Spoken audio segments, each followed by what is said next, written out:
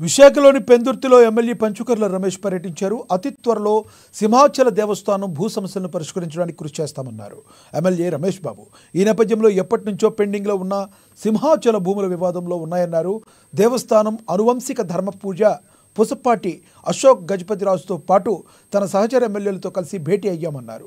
2023 market rate ప్రకారం దేవస్థానానికి భూబాధితులు స్థలం రేటు చెల్లించేలా చూస్తామన్నారు. ఎమ్మెల్యే హామీ ఇచ్చారు. ఇటు దేవస్థానానికి అటు భూబాధితులకు ఎటువంటి నష్టం రాకుండా ప్రయత్నాలు చేస్తున్నారని ఎమ్మెల్యే పంచకర్ల రమేష్ బాబు తెలిపారు.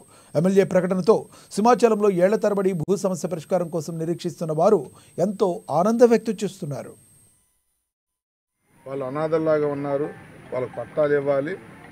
మరి మీరు కూడా భూములు ఇచ్చిన దాతలు కాబట్టి మీ వంశం మీరు కూడా సానుకూలంగా స్పందించమని చెప్పే 420 ఎకరాలు ల్యాండ్లో ఈ 12,000 ఇల్లు కట్టుకున్నారు. వారికి దేవస్థానానికి భూమిగా 610 ఎకరాలు ఇస్తున్నాం గాజువాక సరౌండింగ్ ఏరియాలో. ఈ 2023 మార్కెట్ రేట్లు టెంపుల్కి కూడా ఏమి అన్యాయం జరగట్లా, పబ్లిక్ ఏమీ అన్యాయం జరగకుండా ప్రభుత్వ ఆస్తులు ఇచ్చి ప్రజలను కాపాడుకోవాలన్న ఒక మంచి ప్రక్రియ చేశాం. దానికి ఆయన కూడా సానుకూలంగా స్పందించారు, శభాష్ అన్నారు. ఆయన దేవస్థానానికి అన్యాయం జరగకూడదు, ప్రజలు నివాసం ఉంటున్న ప్రజలకు అన్యాయం జరగని పరిష్కారం కాబట్టి నాకు కూడా సానుకూలం అని చెప్పారు. కోర్టులో కేసు ఉంది.